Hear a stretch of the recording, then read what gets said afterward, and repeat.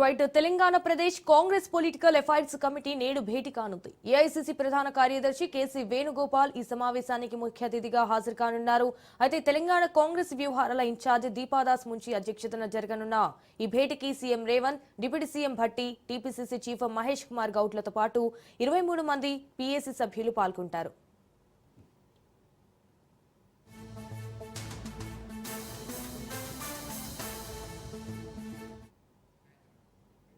రాష్ట్రంలో ప్రస్తుత రాజకీయాలు, కాంగ్రెస్ పార్టీ విస్తరణ, భవిష్యత్తు కార్యాచరణ, స్థానిక సంస్థల ఎన్నికల సన్నాహాలు, కులగణన, కాంగ్రెస్ ప్రభుత్వం ఏడాది పాలన నిర్ణయాలు వంటి అంశాలపై చర్చించనున్నట్టుగా సమాచారం.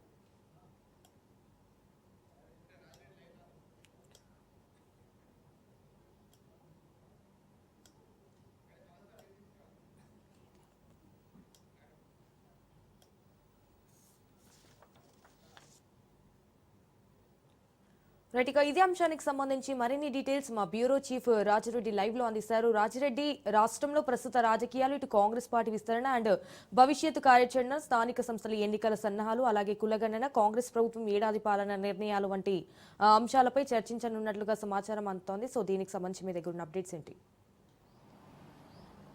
సాయంత్రం 6 గంటలకు గాంధీ భవన్లో పొలిటికల్ అఫైర్స్ కమిటీ సమావేశం జరగనుంది. ఈ యొక్క సమావేశానికి AICC general secretary KC Venugopal, అదేవిధంగా దీపదాస్ మున్షి, ముఖ్యమంత్రి రేవంత్ రెడ్డి, డిప్యూటీ సీఎం భట్టి విక్రమార్కతో పాటు మంత్రులు, అదేవిధంగా మాజీ పీసీసీ అధ్యక్షులు, పూర్తిగా ఈ యొక్క పిఎస్సి కమిటీలో ఎవరెవరు ఉన్నారో వారంతా కూడా హాజరవుతారు.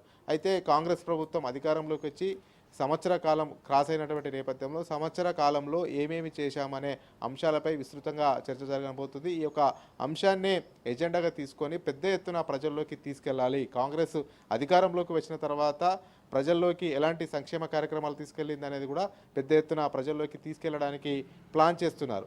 అంతేకాకుండా 6 గ్యారంటీలను అమలు చేస్తాము, ఇచ్చినటువంటి హామీలు నిలబెట్టుకుంటాము అనేది కూడా ప్రజల్లో ఒక భరోసా కల్పించాలి. ఆ విధంగానే పెద్ద ఎత్తున ప్రచారం చేయాలి, ఆ విధంగానే జనాల్లోకి పోవాలనేది కూడా ఈ యొక్క సమావేశంలో చర్చించే అవకాశాలు కనబడుతున్నాయి. అంతేకాకుండా తాజా రాజకీయ పరిణామాలు, ప్రస్తుత రాజకీయ పరిస్థితుల గురించి చర్చ జరగనుంది. ఏ రకంగా ముందుకెళ్ళాలి, ఏ రకంగా ఇంకా పార్టీని బలోపేతం చేయాలి, అటు రానున్న రోజుల్లో వరుసగా స్థానిక సంస్థల ఎన్నికలు జరగబోతున్నాయి. దాదాపు స్థానిక సంస్థల ఎన్నికల్లో సర్పంచ్ ఎన్నికలు జరుగుతాయి, ఎంపీటీసీ ఎన్నికలు జరుగుతాయి, జడ్పీటీసీ ఎన్నికలు జరుగుతాయి, అదేవిధంగా మున్సిపల్ ఎన్నికలు కూడా జరగబోతున్నటువంటి నేపథ్యంలో ఇక ఈ యొక్క స్థానిక సంస్థల ఎన్నికల్లో పట్టు ఏదే విధంగా కాంగ్రెస్ సాధించాలి. ఇప్పుడు కాంగ్రెస్ రాష్ట్రంలో అధికారంలో ఉంది. మెజార్టీ జడ్పీ చైర్మన్లను, ఎంపీపీలను, అదేవిధంగా సర్పంచ్లను, రానున్న మున్సిపల్ ఎన్నికలను కూడా ఏ రకంగా గెలుచుకోవాలి, ఏ రకంగా ప్రజల్లోకి వెళ్ళాలి, ఏ అంశాలను ప్రజల్లోకి తీసుకెళ్ళాలి, అదేవిధంగా అటు బీఆర్ఎస్ను ఇటు బీజేపీని ఏ రకంగా సమర్థవంతంగా ఎదుర్కోవాలి, వాళ్ళ విమర్శలను ఏ రకంగా తింపికొట్టాలి అనే అంశాలపైన కూడా సుదీర్ఘంగా చర్చ జరిగే అవకాశాలు కనబడుతున్నాయి. ఎందుకంటే ఈ స్థానిక సంస్థల ఎన్నికలు కాంగ్రెస్ ప్రభుత్వానికి కీలకం. ఎందుకంటే కాంగ్రెస్ అధికారంలో ఉంది కాబట్టి మెజార్టీ స్థానాలు కైవసం చేసుకోవాలి. ఒకవేళ కైవసం చేసుకోకపోతే కాంగ్రెస్ పార్టీకి నష్టం జరుగుతుంది. కాబట్టి ఏ రకంగా ముందుకెళ్లాలనే అంశంపైన చర్చించే అవకాశాలు కనబడుతున్నాయి. అంతేకాకుండా ఎక్కడ కూడా కాంగ్రెస్ సంబంధించినటువంటి నేతలు చర్యలకు పాల్పడద్దు, క్రమశిక్షణ రహితంగా మెదులుకోవద్దు.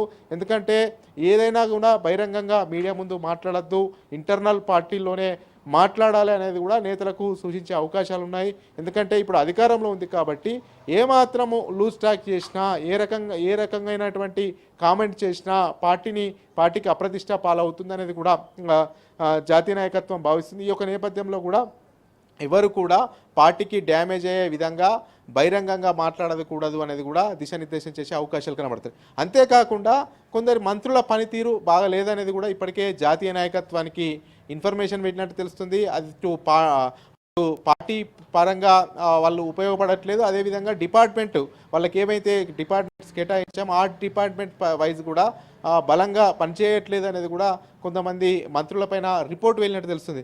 ఆ మంత్రులను కూడా మీరు ఇక నుండి డిపార్ట్మెంట్ మీద గ్రిప్ సంపాదించాలి, అదేవిధంగా పార్టీ పరంగా కూడా ఏ రకంగా కార్యక్రమాలు చేసినా కానీ ప్రజల్లోకి తీసుకెళ్లాలి, అవి కూడా వాటి మీద కూడా కాన్సన్ట్రేషన్ పెట్టాలనేది కూడా అటు కొంతమంది మంత్రులకు సూచించే అవకాశాలు కనబడుతున్నాయి. ఎందుకంటే కొంతమంది మంత్రులు కేవలం జిల్లాకు కాన్స్టిట్యున్సీకి మాత్రమే పరిమితం అవుతున్నారు, వారికి కేటాయించినటువంటి శాఖ పైన పట్టు సాధించలేకపోతున్నారు అనేది, అదేవిధంగా ఇష్టానుసారం వ్యాఖ్యలు చేసి పార్టీకి కూడా అప్రతిష్ట పాలు చేస్తున్నారనేది కూడా విమర్శలు ఉన్నాయి.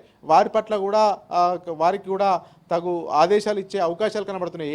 AICC general secretary KC Venugopal హాజరవుతున్నటువంటి నేపథ్యంలో ఈ యొక్క సమావేశం కీలకంగా మారబోతుంది. ఎందుకంటే స్థానిక సంస్థలు మరికొద్ది రోజుల్లో రాబోతున్నాయి కాబట్టి వీటికి దిశానిర్దేశం చేసే అవకాశాలు కనబడుతున్నాయి.